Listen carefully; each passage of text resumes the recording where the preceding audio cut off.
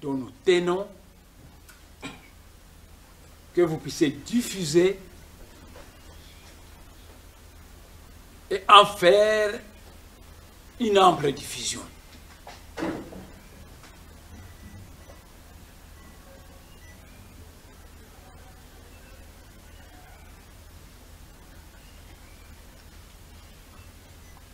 Avant la colonisation, les Bangala, les Baluba et les Baswahili ne faisaient pas partie des mêmes pays. Nous avions un pays qu'on a appelé le Royaume du Congo. Et les Belges croyaient sérieusement qu'au Rwanda et au Burundi, les Tutsis étaient la race supérieure. Et au Congo belge, les Bakongo étaient la race supérieure. Depuis cette époque-là, les Belges ont beaucoup travaillé avec les Bakongo. Les Belges ont beaucoup aimé les Bakongo.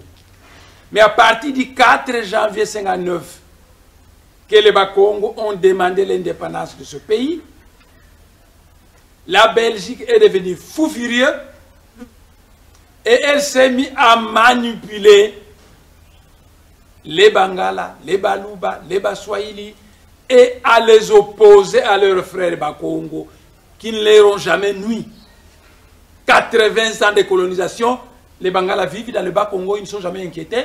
Les Baswahili, les Baluba, ils ne sont jamais inquiétés. Nous sommes le frère aîné de la race Bantou. Et les Bakongo, armés de cette conscience, ont toujours cru que les autres doivent venir puiser auprès du frère aîné. Mais depuis que le Bakongo avait demandé l'indépendance, la Belgique est devenue fou furieuse et elle a manipulé les autres ethnies et les a opposés au Bakongo. Au Rwanda, c'est la même Belgique qui a beaucoup aimé les Tutsis. Aussitôt que les Tutsis ont demandé l'indépendance, la Belgique est devenue fou furieuse contre les Tutsis. Elle a opposé les tribus Bantou, les Hutus, les Batwa et les tribus du Kivu contre les Tutsis. Et on a abouti au génocide rwandais. Beaucoup de Tutsis ont été tués. Et une fois qu'ils ont été tués, les gens à l'ONU, ils se jettent la responsabilité. Il n'y a pas longtemps, le dimanche passé, on a largement fêté, marché en France parce que les terroristes islamiques ont tué 12 personnes. Mais depuis que la Belgique s'est opposée au... Vous savez, la Belgique, ses manigances, ont produit le génocide rwandais au Rwanda. Et la Belgique pousse les Bangala, pousse les Baluba, pousse les Baswahili contre leurs frères Bakongo qui leur ont fait rien de mal. De telle manière que aller dans le Bas-Congo, toutes les sociétés, ce sont les non-originaires au pouvoir et non les Bas-Congo. Les Bas-Congo deviennent très pauvres, ils deviennent très misérables. Les Bas-Congo quittent ici, d'Angola et qu'ils arrivent à Luanda, les Sao Tomé sont des étrangers, des Cap-Vert des étrangers, ils disent, vous êtes des Aïrens. On chasse ces Bas-Congo et on les tue. L'ONU sait ça très bien, mais l'ONU ne fait rien. L'ONU sait très bien que les Bas-Congo d'Angola sont massacrés à Luanda, on les appelle des Aïrens, et là-bas l'ONU ne fait rien. Le président Sassou Nguesso, sa milice, a massacré 370 Bas-Congo disparus au beach de Brazzaville. L'ONU, la Cour pénale internationale, ne fait absolument rien. Ici, dans ce pays, on a tué les adeptes de Burundi à Congo. L'ONU n'a rien fait, la CPI n'a rien fait. Et actuellement, vous avez formé dans ce pays un gouvernement de cohésion nationale où les Bas-Congo ne sont pas là. Des soi-disant personnes que vous avez mis là, les Bas-Congo ne les connaissent pas. Vous inventez des choses, mais les Bas-Congo ne font pas partie de votre gouvernement large union nationale.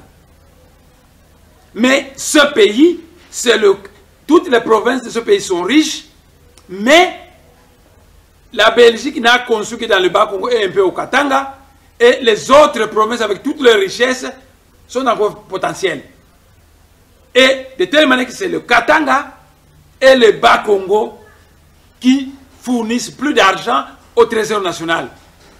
Comment voulez-vous un pays comme le Bas-Congo, une province comme le Bas-Congo qui fournit beaucoup d'argent, ne fait pas partie de votre gouvernement? Mais vous nous avez nargué, vous avez nargué tout un peuple. En Angola, vous avez tué le Bas-Congo. À Brazzaville, on tue le Bas-Congo. Ici, on tue les adeptes de Bundia Congo. Et actuellement, je reçois des appels partout dans le Bas-Congo qu'on a encore envoyé des militaires qui se disent, parce qu'il y a des militaires de Bangala, Balouba, Baswahili, qui sont mariés à des femmes Bas-Congo, dans le Bas-Congo. Ils disent à leurs femmes, on vient d'envoyer des militaires pour tuer encore les adeptes de Bundia et tuer les Bas-Congo. Et Luanda, vous m'entendez?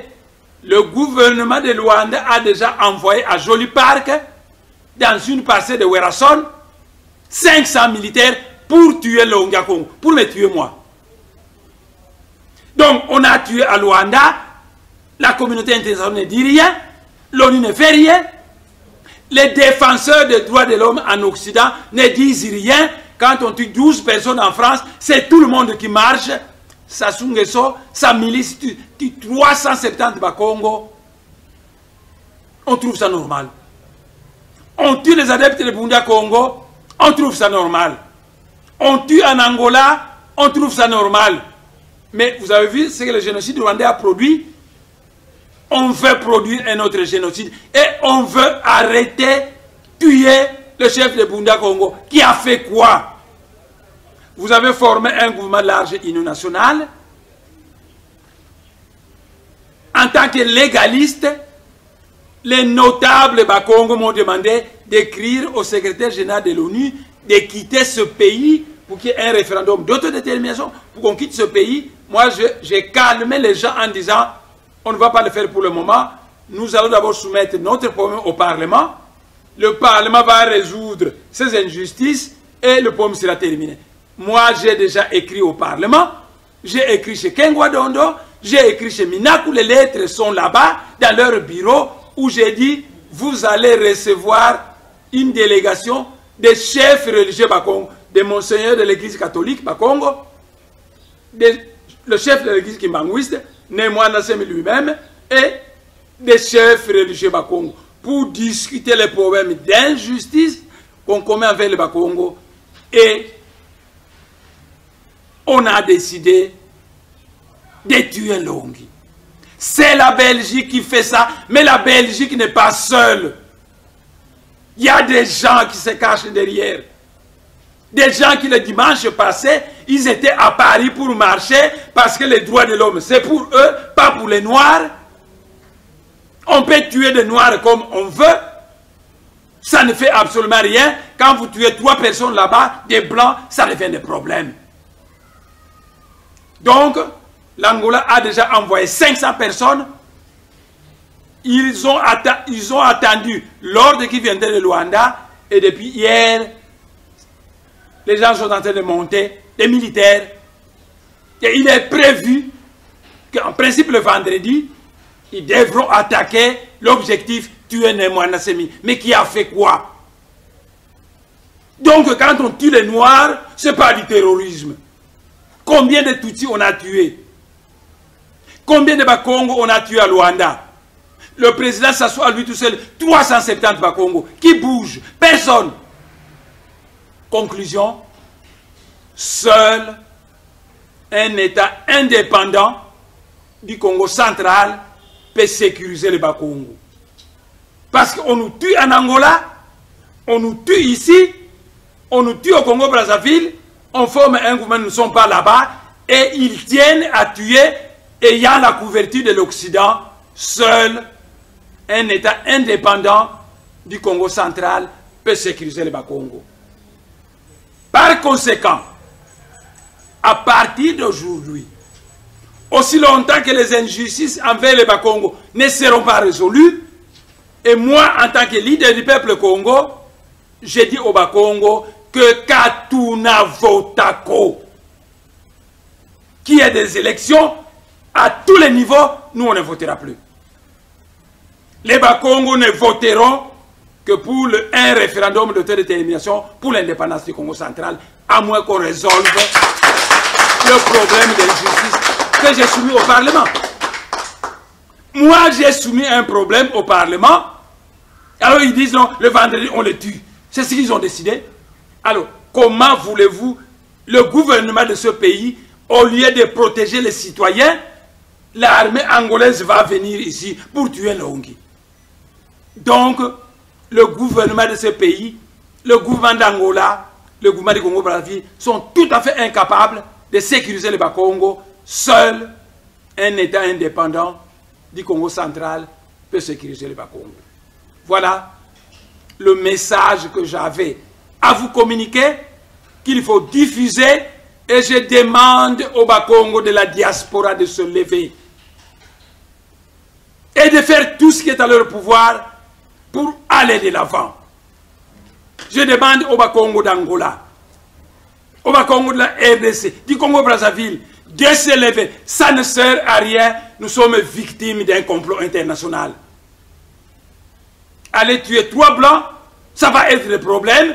On a tué 370 Bas-Congo, pas de problème. On tue à Luanda, pas de problème. On tue les adeptes de Bunia Congo, pas de problème. Et ils s'apprêtent à tuer encore. C'est la Belgique qui est au numéro 1, mais ceux qui se cachent derrière la Belgique, nous les connaissons bien. Donc les Bas-Congo ne voteront plus. Parce que de toute façon, qu'ils votent ou pas, vous allez truquer les élections pour placer des gens qui n'ont pas été élus. Ça ne sert à rien. Nous ne voterons plus à vos élections de ce pays. Nous ne voterons que pour le référendum de l'ONU de l'autodétermination du peuple Congo. Moi, en tant que légaliste, j'ai posé le problème au Parlement des juges envers le Bas-Congo, et voilà la décision dans les coulisses. Mais nous avons des moyens d'information inconnus des hommes. Et dans les coulisses, ils ont dit, il a écrit au Parlement, il a écrit, bon, d'ici vendredi, on le tue et le problème sera terminé. Voilà le problème. Donc, je demande au Bas-Congo de se lever. Que toute personne qui est au Congo est en danger, comme les Tutsis étaient en danger au Rwanda. Qu'en perspective, il y a un génocide du peuple Congo qui se prépare quelque part. Qu'on veut tuer un Longi, parce que tout peuple sans leader, sans guide, est vain. C'est pourquoi on veut commencer par Longi, mais la fin, comment voulez-vous qu'on puisse former un gouvernement où il n'y a pas de Bas-Congo? C'est de la provocation. Donc, à partir d'aujourd'hui, les Bas-Congo se retirent de la colonie du Congo belge.